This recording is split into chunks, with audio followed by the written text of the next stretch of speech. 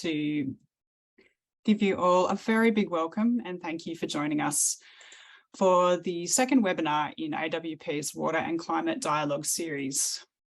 Just before we kick off, I'll just note that obviously this webinar is being recorded. That's for internal purposes, and only the presentation parts will be shared publicly, but those presentations will go up on our YouTube channel. So anyone who's not able to join us today can watch those at a later point in time. Before we start, I'd like to hand over to Sonia Cooper. Sonia Cooper is a Yorta Yorta woman raised by her nan on Kamarud Ganja. She has a strong interest in culture, the environment, science, policy, law, contracts, and geopolitics. She works as the Water and Climate Change Research Officer for Yorta Yorta and is a great advocate for the progression of cultural rights and cultural justice. Sonia has been engaged to sit on various boards around the country, including CSIRO's Indigenous Reference Group in 2019 and science panels during the last 10 years.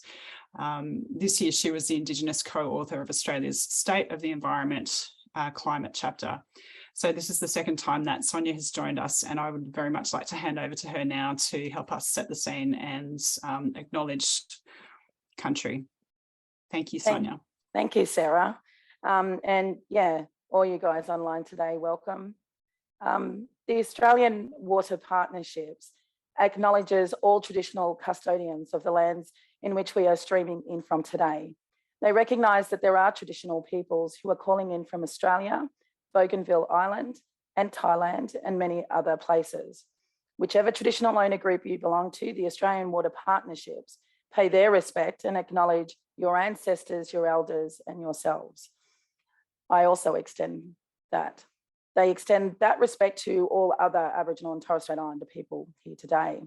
Please be mindful that we have Indigenous peoples with diverse backgrounds and knowledge sets, and that to use, so be mindful that we all have different ways of identifying First Peoples and so forth. So we don't want to water down any terms, but we want to acknowledge that everybody is diverse and we acknowledge everyone's background. So we hope that you enjoy today's session. Thank you. Thank you very much, Sonia, for your thoughtful acknowledgement and also for the very important reminder of the diversity of cultures that join us today. All of us here at AWP are learning constantly about the culturally appropriate and respectful ways of engaging with Indigenous peoples, not only in Australia, but also traditional peoples from around the world, and particularly in the Indo-Pacific region where our focus is. So with that in mind, I'd like to say that we're hoping to host a safe space today to voice your thoughts and be part of a learning exchange. It's very important to us that this is a reciprocal and supportive learning space for us to have a good conversation. We're mindful that the language we use today can be used in different contexts and has different definitions. And in particular, we'd like to respect the over 500 languages and countries that Australia has. And we respect the traditional owners' boundaries and self-determination. Today, we're continuing a conversation rather than trying to define a particular group or define a particular set of ideas or points to bring forward. I'm personally really proud that AWP has been able to support these efforts to bring together water managers across Australia and the Indo-Pacific together with Indigenous and non-Indigenous people to share stories of water resource management and climate adaptation journeys. Today, we will be hearing from speakers joining us from Yorta Yorta country and Thailand, and we have a third speaker from Bougainville who is having some issues with her internet connection, so we're really hoping that Ursula will be able to join us, but if she can't, we'll find another way to bring her ideas forward. And all these different speakers that we have today are going to be presenting on their experiences, which are all very different in dealing with water and climate change. We know that more impacts of climate change are felt through water in the form of hurricanes, tsunamis, droughts, and floods. Water is climate. Climate resilience encompasses the idea that everything we do to achieve water security needs to acknowledge and factor in the threat of climate change to people and to our systems. Of course, this is a really complex challenge because climate change is experienced differently by different people in different places, and traditional owners have thousands of years of knowledge in managing climate and land and water variability. And it's time we all start listening properly. With this series of dialogues, we aim to share and tell a story about the endeavours, achievements and challenges of our partners from Australia and across the Indo-Pacific region in this space. Okay, we'll just move on to the initial part of our conversation today. So as we have in previous webinars, we'll be using Slido today. So you'll see a QR code there that you can just scan with your phone, or if you prefer to use a laptop, you can go to slido.com and put in that code there. So that's the way that we'll be doing the Q&A today. And when you're putting in a question, please indicate who you want to answer that. Or if you'd like to just leave a comment or start a conversation on something related to what we're talking about today, go right ahead as well. We'd love to have as much interaction as possible. And for those who are watching this later, please email your comments and questions to contact@waterpartnership.org.au, and we'll try and publish all the questions in an FAQ document afterwards. Okay, just briefly on the agenda, a big thank you to our speakers for sharing your experience today with us and your knowledge in addressing climate change through water management and partnerships. And also a big thank you to the team at the University of Southern Queensland for their support in the organisation of this webinar and this series. So as you can see from our agenda there, that we'll have some time now to discuss in small breakout groups. These discussions will be organised under four themes, and different members of our team will be allocated to those breakout groups. So there'll be Mandy, Jodie, Sonia and Zoe to facilitate those and to make sure those conversations are going well. Okay, we'll just go across to the next slide. So here we'll just do a bit of a warm-up, and we'd like to ask people where they're from, as we did in our last webinar. So if you can go to Slido and enter the name of the city that you're joining us from, that would be great. So I am joining from Canberra, beautiful Ngunnawal country here today. There's somebody else from Canberra as well. Hello, other participants from Canberra.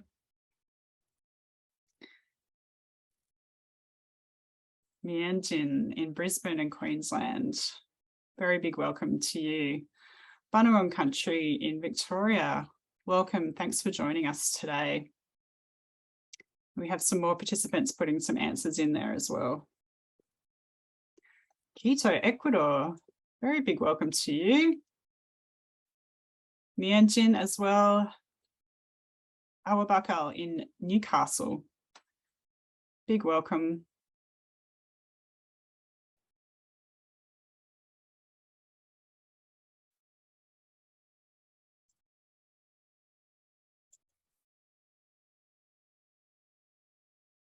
That's wonderful.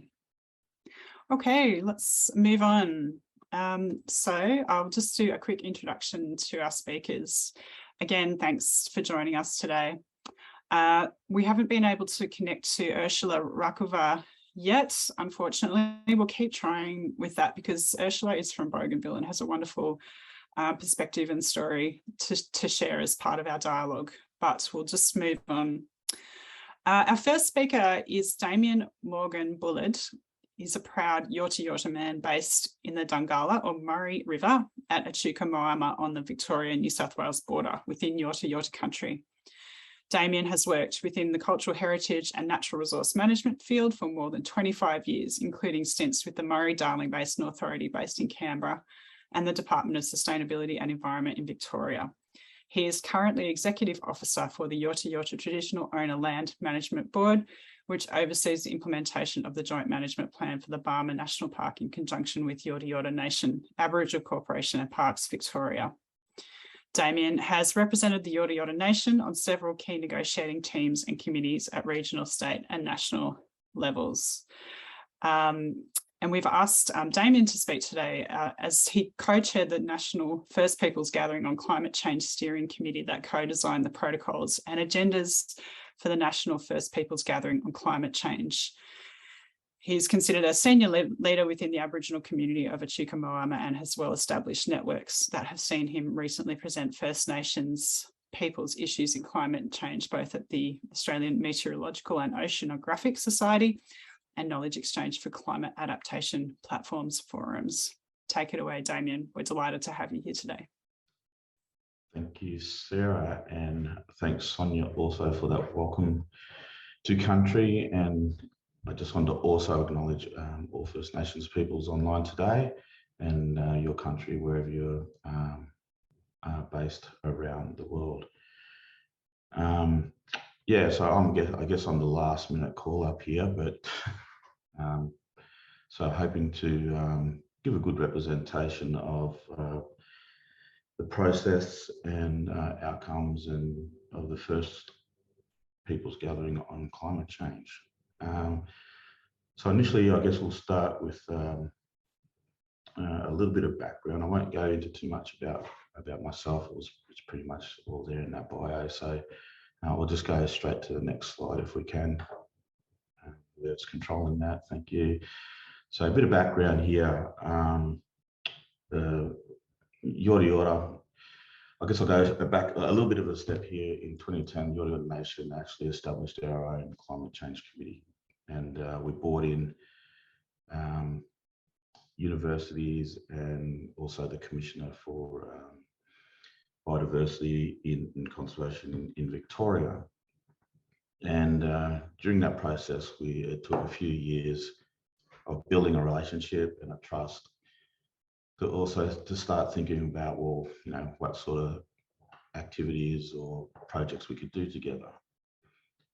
And one of those, that incorporated Western science and traditional knowledge. So one of those things was, the outcome was a national workshop for Indigenous knowledge for climate change adaptation. And it really did focus in on water and the issues that we was having in the Murray Valley Basin. And the issues that we were having with a consistent dialogue with water managers across our region, and the impacts of not having a say in how that's managed was having on our country and the health of our country.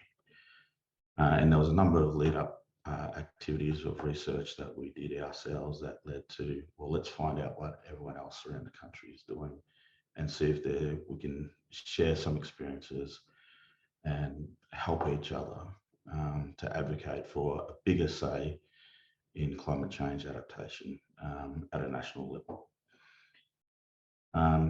So I think I've got a link here to a video that was produced out of that conference. And if we can just play that, I'll be quiet. It goes for about 80 minutes, but we'll go for as long as we can. But I think it really sets the scene for what we'll talk about later on in the slides. So I'll just let that play. Thank you.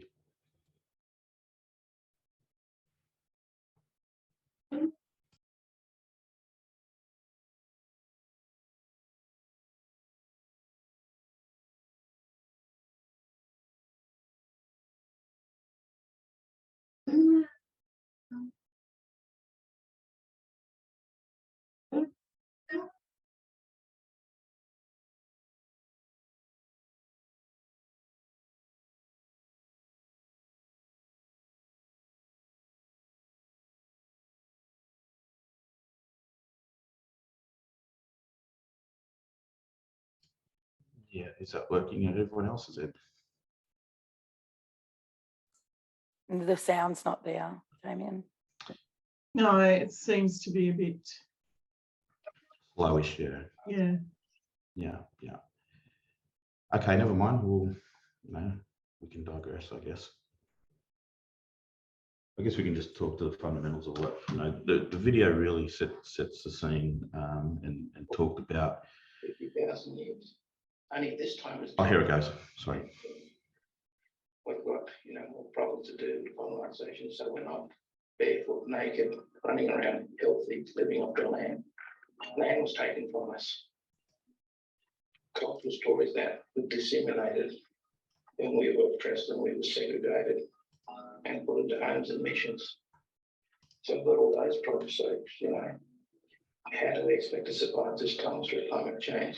It's going to be hard. That if we can find people with heart who are, and we've got to dig down and throw in the business cards and take off the jackets and take off our institutional masks and agency masks. We even have to remove at one point our family structures. And then we can ask ourselves, okay, what are we doing here? We can just see what's happening worldwide. Major hurricanes everywhere. We've had earthquakes all over the place, tsunami warnings. You know, Antarctica's ice shelves are dropping off everywhere. We have massive icebergs the size of Tasmania floating out here to South America. You know, this is real. It's here. It's today. People have said that the world will adapt. The challenge is, do we adapt gracefully? In other words, do we manage climate change and food and energy and water challenges in a way that allows society to continue and thrive and prosper? Or do we do it chaotically and you know, by very, very large numbers of people dying?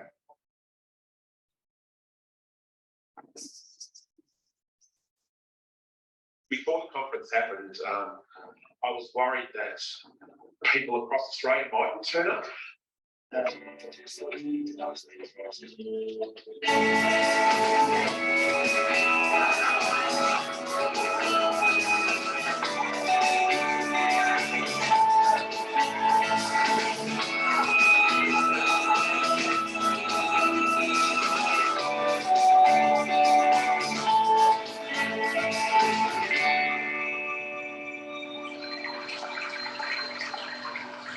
Il y a much to search.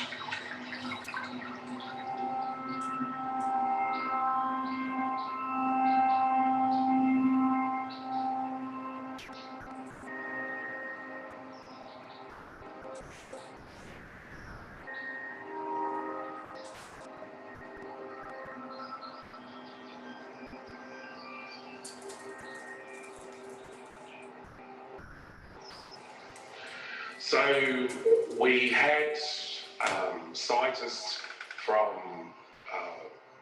Monash University.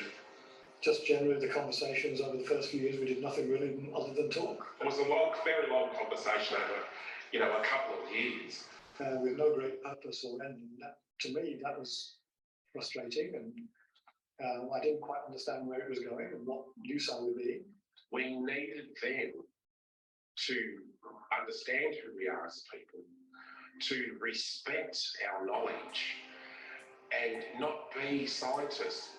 And people just kept saying, no, just be patient, it'll happen, you know, things will emerge. We got to a point where we were comfortable with each other. And sure enough, over time, as we got to know each other, we got to trust each other, we got to understand each other, we started to say, oh, well, yeah, actually we could do this. And, you know, wouldn't it be a good idea if we could find a way to do that? The intention of the conference was to really put our footprint in what is taking shape across the world with climate change. They have a lot of knowledge. They are the oldest living civilization on this planet. They have an oral history which goes back many thousands of years. They have an intrinsic knowledge of how natural systems work. Because we believe that we have information that can be useful for ourselves, if not for the wider world as well. I think if we had that sort of cultural connection, those deep roots into the land, we wouldn't be doing some of the things that we do. We come from different pedagogies, you know, education, understandings, how we were raised as kids, how the environment raises us. And it's very hard for us to take that knowledge on board and assimilate it and work with it. You know, it is really hard. Just as it's hard for them to assimilate all of the Western frameworks into the way that they work. So, well, at least we're starting.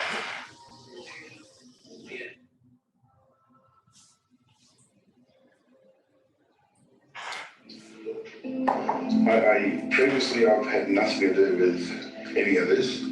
I always thought the white man stuffed it up. The white man can fix it, but I didn't know there was so many underlying facts underneath. I saw a list yesterday with all the electric appliances in your house. I think it's about 50, more than 50. I've been cutting down on those. We used to live on the riverbanks and the rivers because we weren't allowed to live in towns. And the water was clear, we could drink the water. But now you can't drink it. Dad often talked about how not just the river systems had changed, but how the wetlands were disappearing, and how he used to go and collect duck eggs and turtle eggs, and things to sustain themselves until they got home, and I remember doing all those sorts of things too. And it's often elders will talk to me about how things have changed through their lifetime, how the landscape's changed, the rains have changed, the seasons have changed. They're noticing a lack of those plants that they used to gather, out there. There's, the emu bush is not there now. It's increasingly more difficult to find old man weed along the riverbanks, and especially through the drought, because we've just come through the other side of that. So there was a lot of talk about climate change over the last 10 or 12 years in particular. At the height of the drought, when people were going within the forest, picking up turtles and putting them in waterways, they were just dying and dropping. And even the fish, I used to cook a fish and they'd have layers. You can peel back the layers. But you have a fish now and it's all sort of mushy. And it doesn't taste the same. Well, if we just got the science right and we just kept telling people loud enough, they'd fix it because they realised how important it was. And then we came to realise that actually we were completely and utterly wrong. Getting the science right is a necessary but not sufficient condition to take action on climate change. The barriers to taking action on climate change are social, psychological, economic, legal. We're psychologically wired to not feel bad about ourselves. So if we accept the science of climate change and then don't do something about it, you feel guilty. Nobody likes to go through their life feeling guilty. So therefore, it's much easier to say the science isn't settled.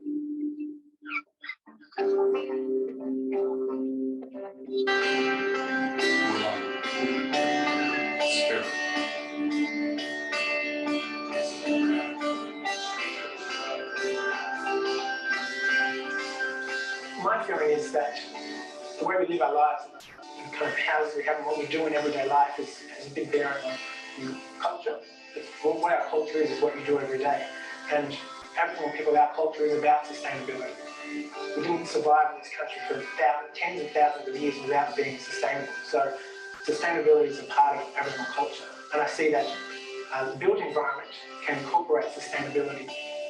Little simple things such as rainwater tanks and salt water, better shading, those sorts of things. And I think they're not just about being good for the environment and something we have to do because it's on a tick list. I think those are things we should be doing because it's part of the culture here in Australia, it's part of the Aboriginal culture. And I'd really like to see that that's seen as something that's part of the whole Australian culture. I think the cultural practice that reminds me of sustainability the most is Aboriginal scarred trees. And you go and you see these trees and they're really quite powerful. And when you think about it, if you wanted a canoe, you could just go and chop down a tree and you'd have a canoe. You wouldn't have a tree anymore.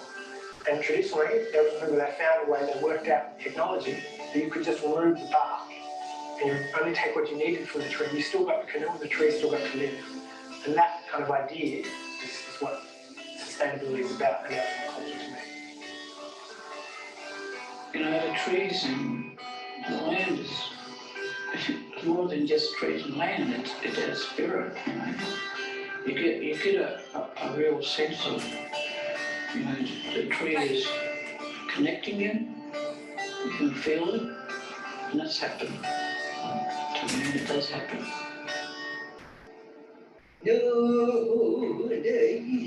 The special moment, I suppose, for me through the whole conference was getting everyone out of the country, taking them out to the data centre.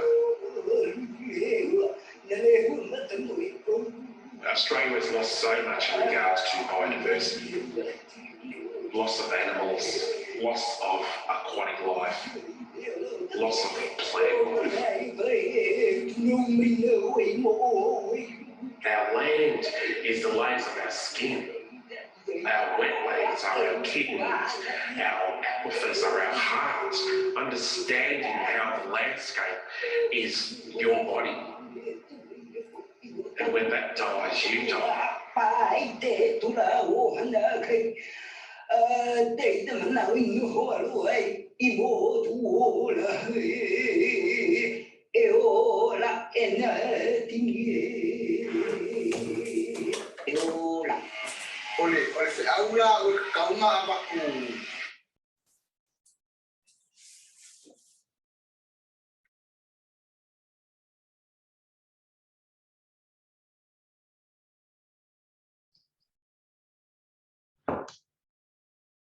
So, sorry, was that it? That's it as far as we're going? Yeah, go ahead. Yeah. Okay, thanks, Sarah. Sorry about that, just caught me off guard a little bit there, but anyway, moving along. So just probably a couple of key points out of that to take away from that, from where we are now, was that knowledge sharing. That's essentially where we got to, and how long it took to build trust to be able to do what we came together to do there, and to put ourselves out there through, audio visual content, and really get it in, presenting ourselves out in front of not only First Nations people in Australia, but you saw Kukui there as well, that came over from Hawaii. We also had representation from other First Nations groups within the Pacific as well. And that's something that we wanted to continue on through the next stage. But with everything, it sort of fell away a little bit due to the usual things: resources, funding and capacity. Yorta Yorta weren't able to lead some of that until 2016, just by chance, I guess. The Earth Systems and Climate Change hub through the National Environment and Science Program, and came to Yorta Yorta and asked us to essentially lead another sort of incarnation of a national gathering, which turned into the National Indigenous Dialogue on Climate Change, which again we hosted on Yorta Yorta country.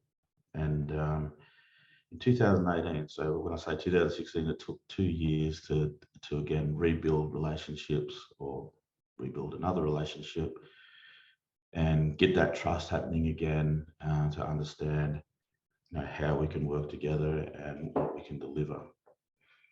And again, put ourselves out there on a national stage, particularly around climate change, which was emerging as a key issue for First Nations people around Australia.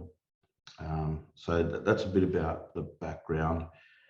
And then post 2018, we started, sort of restarted again, by inviting participants to come in and look at another gathering to be held another couple of years. We'll move on to the next slide if I can. Sorry, I was trying to click it myself here while I was talking, but so if we just move that way. So just on this slide, I have a quote here. So this sort of set our ideals up around for Yorta Yorta, which was, we're taking on board some ideas of Western science, but are using principles of Yorta Yorta culture for environmental and cultural sustainability to create a fusion of the two. We're actively forming a bridge between Western science and Indigenous knowledge for more sustainable management in order to maintain what we term the cultural diversity of landscape. So, and that was, you've seen Lee in the video. He was our former chairperson of Yorta Yorta Elder, and that was around 2006. So we progressed it from there to having these ideas and then having a gathering or a dialogue. And we sort of carried on that approach through Sonia and myself, where we ended up, as mentioned before, co-authoring the State of the Environment, National State of the Environment Climate Chapter. So it's a very big progression through that. I just wanted to touch on some of the things that we was able to achieve in leading up to the national gathering in Cairns, which was around setting the foundations of how we're going to engage with each other as First Nations people and Western scientists. And one of the things that we developed was a consent form, both for Western scientists and for our own First Nations people, to be able to have another come there with a cultural safety and knowledge that their information is protected and they're not going to be taken out of context when they put forward their ideas, their aspirations, and also just being themselves and having that comfort that they can talk freely and openly about the issues that they're facing on country. So to have that in the background was a peace of mind, I guess. And we often hear what other Western science was talking about, ours open source data, we don't really need anything, but I think it was important for us as First Nations people that we have to sign up for something, then they have to sign up for something as well. So that was a key factor there. Also, we developed some cross-cultural guidelines by holding a session at the Australian Meteorological and Oceanic Society gathering in Fremantle in 2020. A few of our steering committee met with some interested Western scientists, and we was able to talk through some of the issues that we each faced in communicating with each other, and how we, how best we can engage each other. Now, these are just guidelines that were developed by us. They're not they're not actually hard and fast rules about how to engage with First Nations people, but they set out some of the key elements that how First Nations people want to be engaged by Western science, or how Western scientists or researchers can engage with First Nations people. Because each group has their own way of how they want to be engaged. And that code of conduct was very important, as I mentioned. So that was the Western scientist one. So we'll go to the next slide. I know I'm running short of time here, I think. So at the gathering in Cairns, we had 120 First Nations people from over 40 different nations across Australia. I think we also had 14 or 15 Western scientists attend as well, who were also researchers and modelers as well from, CSIRO, the CSIRO, and the Bureau of Meteorology, and a few universities as well. And then you can correct me on who else attended as well. But from the 2018 gathering to this gathering, there was a lot more diversity across the country, and a lot more people in attendance, which was really an indication that people are becoming more aware of climate change and the impacts on and how their country has been impacted by climate change, and wanting to know more, and wanting to know, who else is facing these issues. And we found a lot of that networking taking place at the gathering, which is continued on throughout groups in Australia, from some biodiversity areas, even though they're on the other side of the country. To give an example, so that the sea level rise, and from Torres Strait to Tasmania, they've got a group of how they talk and communicate around the issues that they're facing. They're quite different, but there's similar impacts. on their knowledge and on their systems. So the steering committee for this gathering, we started to work through a more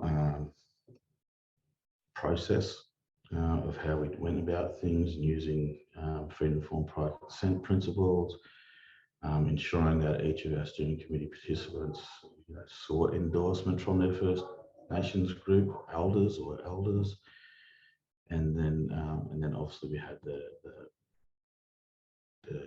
dialogue in cans. But the key thing to there is that we don't represent, or that we didn't represent our First Nations people, but we was endorsed by our First Nations people to participate at this level. We'll just quickly go on to the next slide.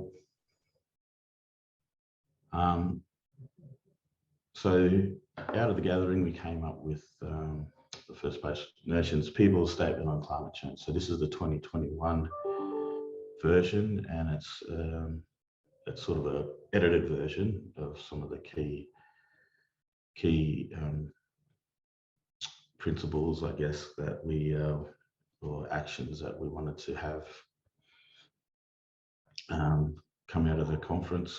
There was also a 2018 version as well, and there was also a set of recommendations that came out of the 2012 dialogues as well. And the full statement there is link is there as well. I'm not sure if we can get that out and put in the link, or if someone's already done that, that would be appreciated. I won't go through all of these because I'm a bit time poor at the moment, but fundamentally it's just ensuring that we as First Nation people have the opportunity to have a bigger say in how our country is managed and how we can work collaboratively with researchers and use our knowledge to, I guess, have a better outcome for country. Because we know that it's changing, and we know that the climate is impacting that. We'll just finally move on to the next slide, and this is more about the next steps of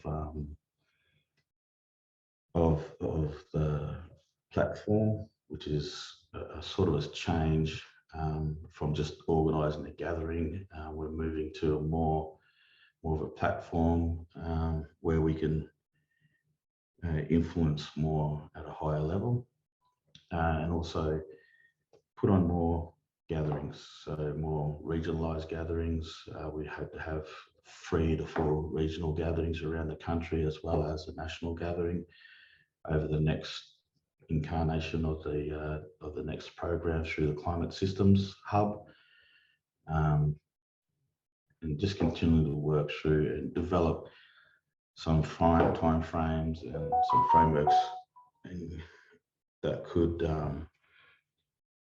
help First Nations peoples and Western scientists have a better relationship, I guess, around climate change.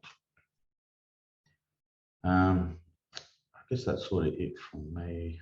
I'll leave it at that, but if there was any questions, I'm happy to take on those now, I guess. So thank you. Thank you, Damian. That was a wonderful presentation, and we really enjoyed hearing about your experience. In particular, you emphasised the importance of doing things in the right way with enough time and with consent to build trust. And I think that's a really important lesson for all of us. And your experience in helping to organise the First Nations gathering on climate change is really important there. I'd like to pick up Lee's words that you echoed as well, which is around forming a bridge between traditional knowledge and science. And I'd just like to say, I think the work that you've presented is such a great example of a really practical and important way to do that, particularly on water and climate.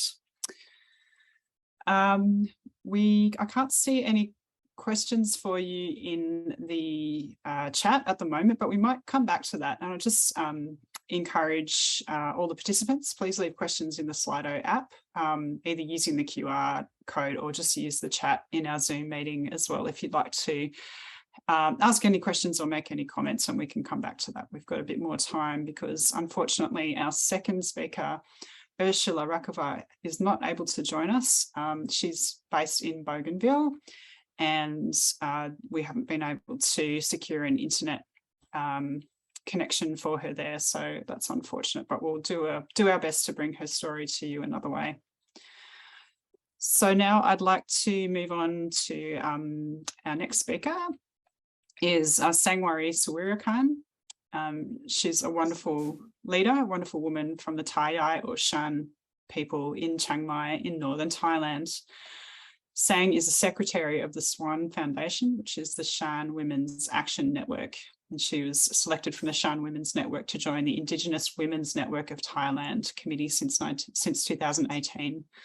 And she's also involved as a steering committee member of the Network of Indigenous Women in Asia, supported by the Asia Indigenous Peoples Pact, AIPP, since 2020. Sang, we can't wait to hear from you. Please go ahead.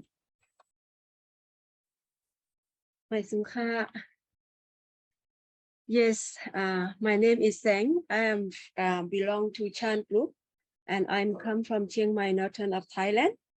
It has been my great honor to have a chance to meet many people and to sharing and learning on water governance issue. Thanks for AWP to give me a chance to share my story. My grandfather said, คนกินน้ำไม่เคยเห็นต้นน้ำ คนกินข้าวไม่เคยเห็นต้นข้าว People who drinks water never seen the watershed. People who eat rice have never seen a rice plant. Our Shan people has learned from generation to generation that water is life. Protect water means protect our and others people's life. This is your duty. My grandfather always said that. I'm going to share about Kok River, one of important river which connect to Mekong Basin. Kok River has been divided into 3 parts. In the upper part is in Shan State, Burma. The middle part is where I'm from, and the lower part in Chiang Rai, before connect to Mekong Basin. From the map, next please. From the map, route line is Kok River from my village to Chiang Rai. The first picture of my town had been recorded in 1952. 3 pictures with different time, and it changing from 1991 to recently. Next, please.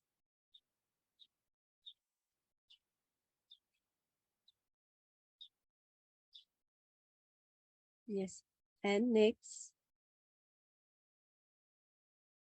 Along Kok River from upper basin to where I am, there are around 8 indigenous groups live since our great-grandpa. There are Shan, Thai Lü, Lahu, Lisu, Akha Karen, and Ilmian. Each group have different way of traditional life to survive, relate to the river. And I am going to share about Shan traditional life. Next, please.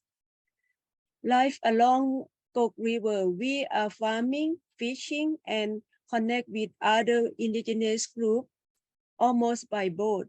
There are walkways beside the river, but in 1952, my village is still in the rainforest. There are tiger, elephant, bear, so it is too dangerous to walk to the forest walkway. In 1973, Thailand King and Queen visit my village and Lahu village by boat. Relate to my culture, next please. Relate to my culture, each year we have water festival, which is very important for almost indigenous people in this festival. It's like family day, so all the young people come back home to pay respect to their parents and elder people, monks and other in the village. This way is to connect the young generation to old generation, also to connect with other indigenous groups to have good relationship among us. We throw the water on their hand and the parents or elder people, they're wishing us to success in job, in life within the whole year. It can say that this is like our new year. The second pick is how Shan people pay respect to the river. We believe that there are spirit or Buddha who take care of the river. Each year we make the spirit roughing house to put rice, fruit, vegetable, money, and other we grow in our farm into the roughing house. After that, we throw the house in the river to thank spirit or God that protect the river for us, give us the water for drinking, washing, and farming for the whole year. The third pick is the ritual of longevity of the river. And the last pick is the river is like our school and meeting point. Every full moon day, monks come to the river and shave their hair and clean themselves in the river before they go to the temple. For me, when I was young, after the school or weekend, I and friends, we spend time all day long in the river to learn how to swim, to learn how to catch fish, riding boats, like that. Indigenous women are very important on transferring the knowledge to young generation. Example like in the forest besides the river, I have learned from my mom that what kind of leaf that we can eat, what kind of leaf is herb. Also kind of how to find the clean water, the drinking water when we are in the jungle. Also learn how to see what kind of sand can give clean drinking water when we are traveling. I also learned what kind of seed we can grow near the river because it need everyday water, and what kind of seed don't need too much water. Next, please. We also have income generation from homestay and tourism business. The bamboo rafting starting from my town to other village. On the way, tourist people stop the way at the different indigenous group to learn our culture, try our food, buy our product, and learn our traditional life. This way to make people understand and recognize more of the indigenous people. Before 1991, in Cook River, we can catch fish the size like 100 to 130 kilo with the traditional method during the rainy season. The fish from Mekong River come into Cook River. There are many kinds of fish that we found. We catch fish just for family and to sell in the village or nearby. It's not for big business. Next, please. After 1991, the development project is affect our indigenous people who live along Cook River. There are Payang Mon Dam. Next, please. Was construction is cut lower Cook Basin to transfer water to Chiang Rai City. This project immediately cut the fish from Mekong River to Cook River. Since then, we never catch, we never see big fish anymore. Another project that affects to our traditional life is sand suction port. Around 130 kilo of Cook River, there are about 30 sand suction port. The sand from Cook River is used in construction business. Example like building house.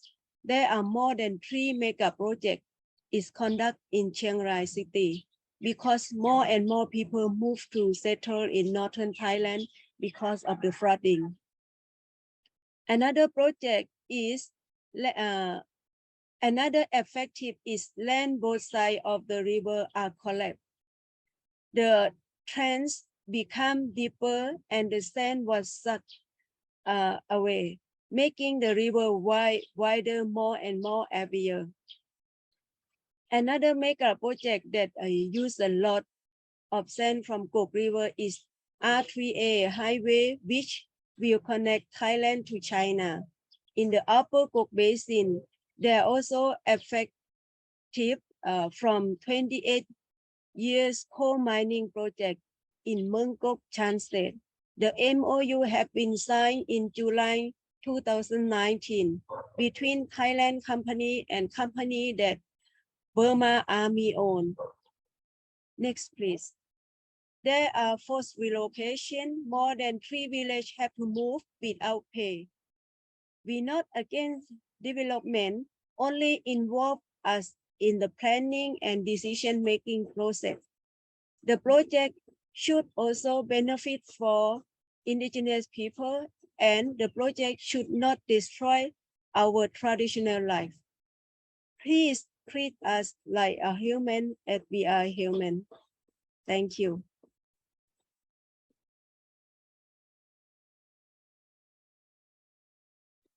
Thank you, Sang. Thank you very much for your presentation. Thank you for sharing a bit about the Shan traditions of caring for the river and all of the connections that you explained between the river and your community's food and water needs, transportation, cultural learning, and spiritual life. And also thank you for sharing some of the challenges that your community faces with infrastructure development and increased population growth around Chiang Mai and the Mekong Kok River, and the pressure that this places on your traditional ways of life. Thanks again, Sang, for your presentation today.